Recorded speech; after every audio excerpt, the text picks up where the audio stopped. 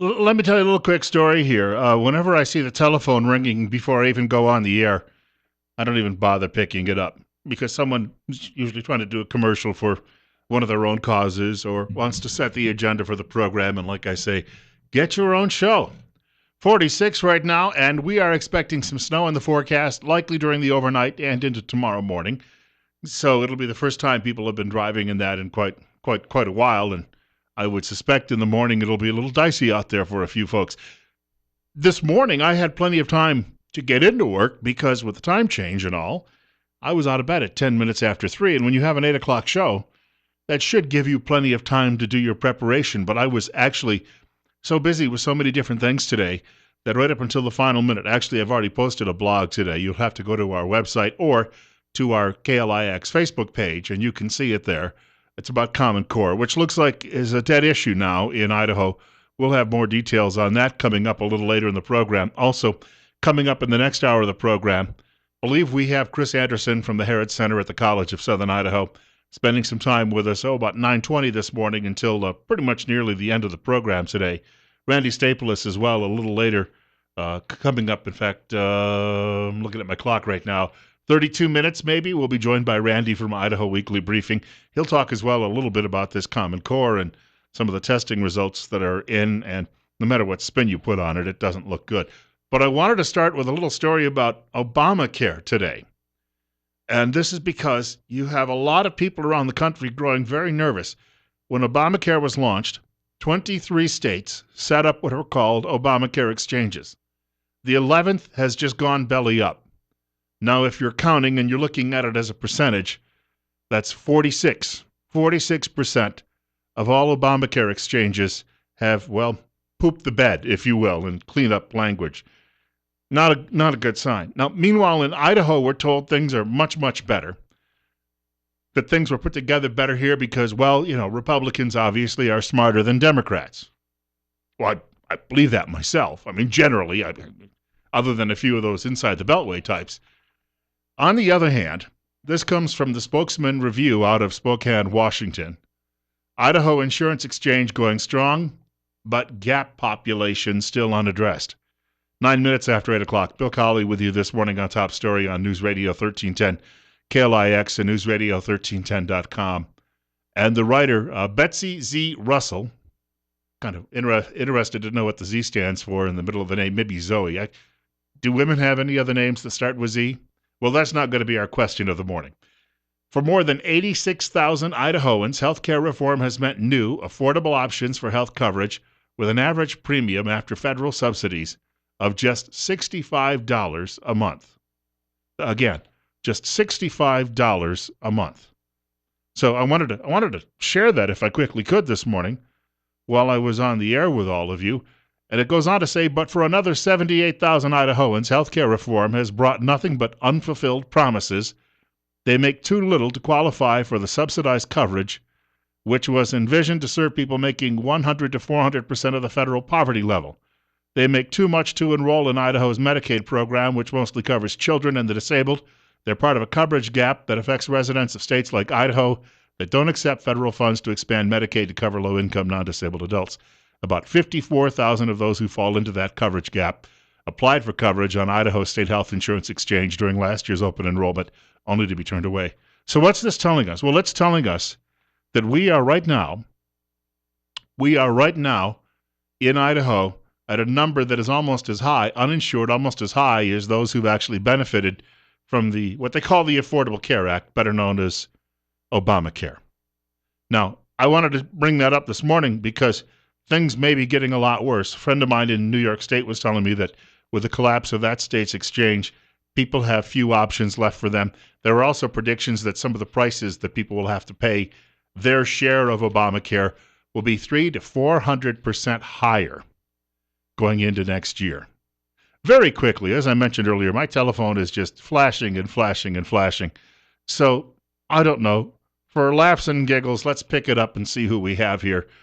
Good morning, it's 8:11 and you're on Top Story. Good morning, Bill. Tell me something. Do you believe in the Constitution and the Bill of Rights? Why? Why do you ask? Because in the Bill of Rights and also in the Constitution, there's freedom of the press. How come the Republicans want to dictate who's going to be there to ask them which questions? They get to decide on It's the not my debate. topic right now. Get your own show. Learn to speak English, too, as well, and then it might happen. Thank you. I guess because it's their party. Maybe that's why they dictate who the questioners are. 812. Bill Colley with you on Top Story on News Radio. It's got nothing to do with the Bill of Rights, jackass. Meanwhile, Obamacare, affordable health care, if there is such a thing. John Barrasso, who is a U.S. Senator from Wyoming, and he's also, I should point out, a friend of Dr. Jonathan Tripp, who is a weekly guest with us right here on the program. They have known each other for many, many years. John Barrasso, doctor and U.S. Senator, has a headline today at Washington Times, and it is this: beginning of the end of Obamacare.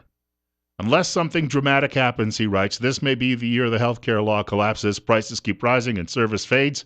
It should not surprise the White House that people are not signing up. According to the Kaiser Family Foundation, people living in 14 of Nevada's 16 counties, it's next door to us, if you recall, will have only one or two companies to pick from.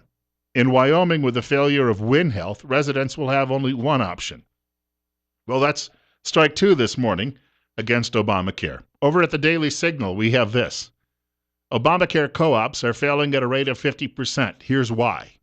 And then this writer, Edmund, and I guess the last name is spelled, well, it's pronounced Haselmeyer, says the program offered federal loans and grants to startup insurers, but required that they be, get this, nonprofits, not have anyone affiliated with an existing health insurer on their boards. In other words, couldn't consult anyone who knew how to do this, and not spend any of their federal funding on marketing. In other words, don't tell anybody that you exist.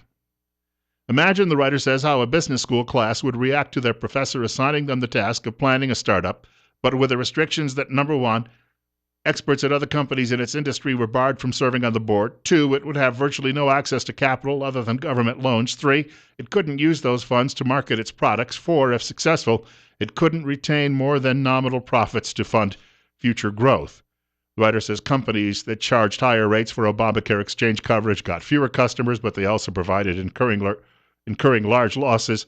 Conversely, those that set their rates lower got more customers, but many of those customers had claims that exceeded their premiums. You wouldn't expect a Democrat to understand how business works, right? No, not at all. They're trying to put most people, small businesses especially, out of business. Over at the Wall Street Journal, the slow motion implosion of Obamacare. This from Andy Puzder. This guy owns a restaurant chain. He says the question isn't where Americans are getting health insurance. It is whether Obamacare will provide more Americans with affordable insurance for decades to come.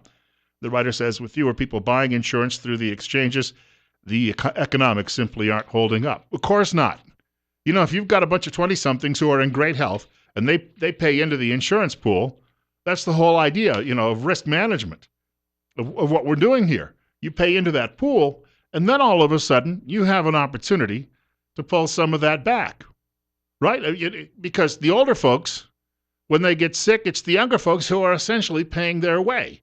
And an insurance company is a profit-making business. It has to be. They have people to pay.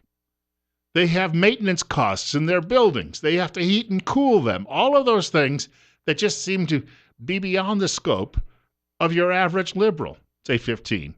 Bill Colley with you on Top Story on News Radio 1310 KLIX and newsradio1310.com.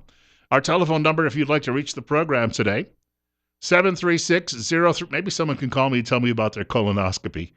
I worked at a radio station, and, this is what I want for Christmas this year as a call screener. I worked at a radio station one time without one, and I had a woman call me up and explain her colonoscopy on the air for 8 minutes. And another day she told me about how she caught Lyme disease, wasn't quite sure, thought a tick maybe bit her while she was at home in her bathtub. So, we're taking some chances this morning. It's 8:16, it's 45. You're up next. You're on the air. Good morning. Or maybe not.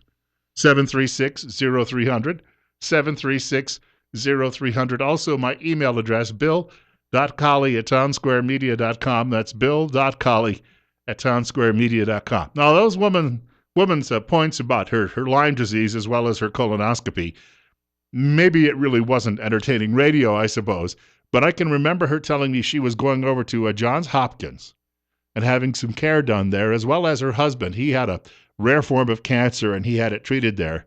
But she ended up becoming, because she would talk to all of the doctors and the healthcare providers that she would meet. Now, Johns Hopkins is one of the biggest research universities, medical research universities on the planet, and they would all tell her, this woman that was one of my frequent callers many years ago, they would all tell her, things are going to get really bad, and this is not going to fix the problem. This is only going to make the problem much, much worse. 817. We have a caller with us. You're up next. You're on Top Story on News Radio 1310 KLIX. And what's your question or comment? Well, I was just going to say, Bill, that single payer is what they're pushing for. I mean, if there's no question in my mind that they want to make this Affordable Care Act so unaffordable that they have to go to government single payer. And what better way to do it? I have said, I've seen so many newspaper columnists, very liberal columnists, writing over the last few years, insisting that that would be the result, and that's what they want. In fact, I think that's what they've wanted all along in Washington. They set this up to fail, knowing that they could then try and demand that we have this. Well, they'll tax us 90%, as Bernie Sanders would like to, in order to handle all of the cost overruns. Yep. Well, thanks, Bill. Hey, thank you much for the call, sir. In fact, I was reading not long ago, and I think I shared it on the air here some months ago. I still have the old clipping. It's from a newspaper story in 2005. It's about a dentist actually in New York City. She was seeing patients, and they were all people who the government was paying for, of course. And when the government finally tracked her down after about 20 years, she had claimed that she was seeing about 1,000 patients a day. She got rich off the program. It is just rife for fraud, and that's what we're looking at if we go down that path. You're up next. You're on the air. I just on the costs. My wife was on an insurance plan, and the company told them because of the Affordable Care Act, they could no longer provide that service. So we ended up having to go to the exchange. It cost her $250 a month more for insurance off the exchange than it did before. And this year, it took another $175 a month jump. Pay the penalty, I guess. I mean, we're screwed no matter what we do with that program. I feel for you, and I thank you much for the call. That's a fine example of what we're talking about, how it's going to be getting more and more out of control. A friend of mine wrote me this morning. He's a good old conservative and longtime member of the John Birch Society in his early 60s, but he's kept really good care of himself and very disciplined about it. And he said, to heck with health insurance. Learn to negotiate prices with your doctors. He said, that'll keep the prices low. And if you take, he said, good care of yourself, eat right, exercise, you should, key there, you should hold out for a long, long time. And he said, if you have to pay the penalties, so be it. He said, you can bank whatever else you'd be paying for these outrageous costs. Speaking of outrageous, Common Core may be going out the door. That's coming up.